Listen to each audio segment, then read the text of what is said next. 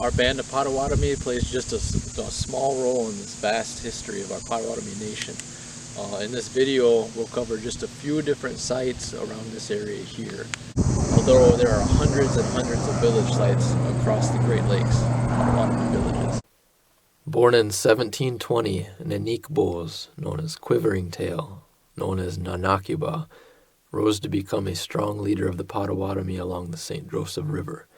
He was the principal chief of the Potawatomi. In the 1750s, while siding with the French against the British, the top British general Edward Braddock was killed. During this battle, Nanakiba and his men acquired 200 British horses, bringing a new mode of transportation to the St. Joseph Valley. The next highest-ranking general under Braddock was a young George Washington.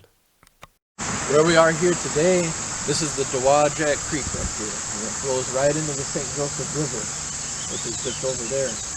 Now, what's significant about this area is right there on the other side of this creek here is what was Nanakiba's village, and this is also the birthplace of Topinabee. So this village here was back in the 1750s, where the St. Joseph River meets the Dowagiac Creek. That's the area where that village inhabited.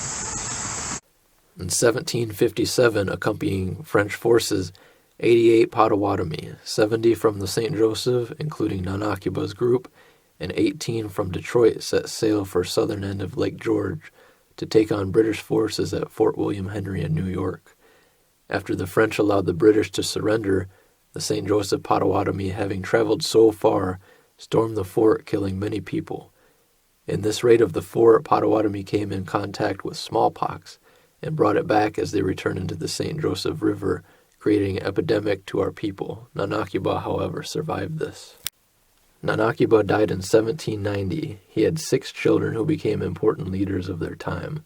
5 sons: Topinabee, Dokmabeh, which means he who sits quietly; Zawanamnuk, which means where the yellow ochre is; Sawak, which refers to the yellow color; Chizagan, which is a big lake; and Shabas, which is she-bass.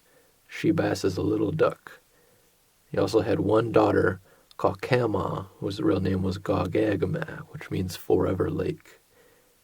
Preceding his death, Nanakiba's oldest son, Topinabee, was chosen to be the next leader for the St. Joseph Potawatomi. Topinabee, or Dokmabeh, was born in 1758, but we first hear of him at the 1795 Treaty of Greenville. Known as one of the greatest leaders of the Potawatomi, Topinabee, along with Pokagon, instead of fighting American expansion, decided to adopt and practice ways of agriculture, farming, and Catholicism, which had previously been introduced and practiced as early as the 1600s. In the early 1800s, tensions were high between the tribes in the United States. A Shawnee by the name of Tecumseh aligned his groups along with the British in the War of 1812 in order to stop the American expansion. Some Potawatomi joined Tecumseh. However, Topinabee and his band disagreed with this approach and decided to use treaties as a way of negotiation. So we are here at what is now called Lake Topinabee. And the reason for that is just south of this lake here, you have US 12. US 12 is the old Sauk Trail. It runs from all the way over to Detroit, all the way over here. There's connecting trails that attach to it. But on the other side of US 12 right there, just on the south side of this lake, was a village, and that village was called Swampduck. Swampduck means 30. The reason for that is if you take Old Sauk Trail US 12 30 miles west, you will run into another village that was run by Topinabee, and that's in New Buffalo, right on Lake Michigan.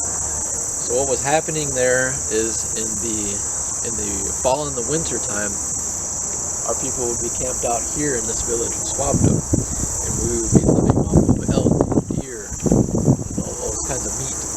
Now, in the spring and summertime, well, deer get a type of a parasite that you don't want to eat that meat, they go bad. Now, go down to Lake Michigan, we'd be living off of lake trout and fish that we would get off of Lake Michigan.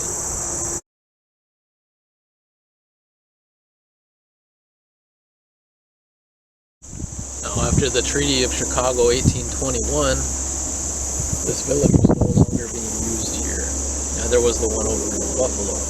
Topinabee brought his village into Niles, Michigan, kind of over by where the hospital's at. Now I mentioned Swampduck means 30 because 30 miles that way you have another village in New Buffalo. Now that village in New Buffalo was called Dowajoyak.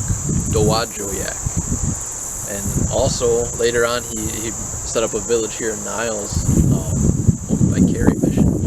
And that was also called Dowajoyak. Dowajoyak means place of harvesting, gathering, or foraging. After the 1821 Treaty of Chicago, Reverend Isaac McCoy was to start a mission school for the Potawatomi in Niles, Michigan. This took place along near Topinabee's village. With such a big change in the Anishinaabe lifestyle of signing away land and adopting to farming and new ways of agriculture, Topinabee turned to alcohol, which eventually was his demise. On July 27, 1826, Isaac McCoy records the death of Topinabee. The principal chief fell from his horse under influence of ardent spirits and received an injury of which he died 2 days afterwards. Topinabee passed away in 1826. He had 5 children, 2 sons. One was Topinabee the younger, and Wabji. Wabji is a swan. He also had 3 daughters, Sinajwin, Memagwe, and Gatas, later known as Elizabeth Topinabee. Topinabee had adopted many people ceremonially during his life, including Leopold Pokagon and Madeline Bertrand.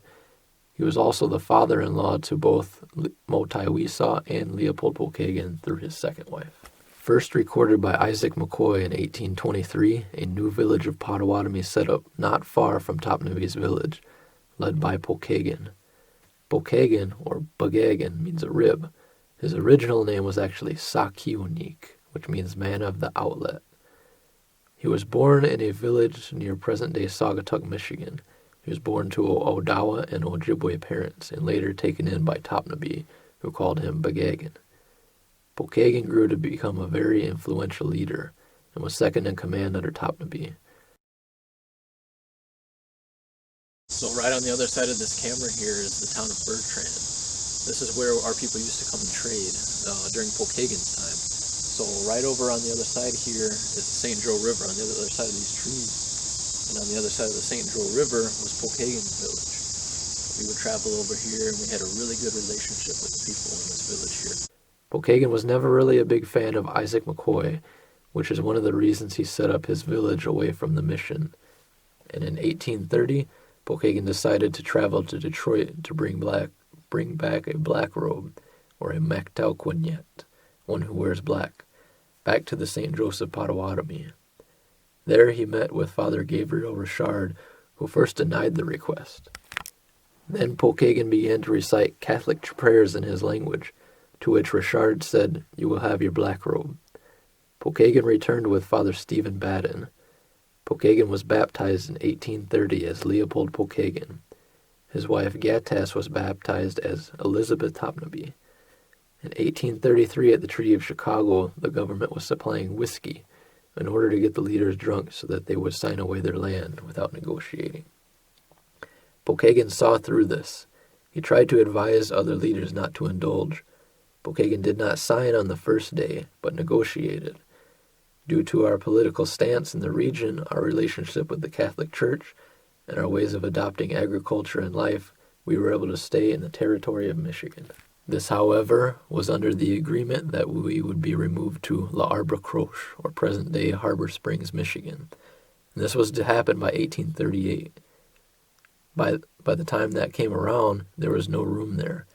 Pokagon and his people pooled monies together from these treaties, and they bought land in Silver Creek, north of Dowagiac. He then deeded 40 acres of land to the Catholic Church. Pokagon died in 1841, and he is buried under the right front corner of the church. He had many children from 2 different marriages. His first wife, Ekonya, was the daughter of Sawak. Sawak was the brother to Topinabee. After her death, he married Gatas, daughter of Topinabee, who later became Elizabeth Topinabee. Their youngest son together was Simon Pokagon. This video was put together to show you just a few pieces of our Potawatomi history. Our band only holds a small sliver of the history of our Potawatomi nation, where across the Great Lakes area there were hundreds and hundreds and hundreds of villages.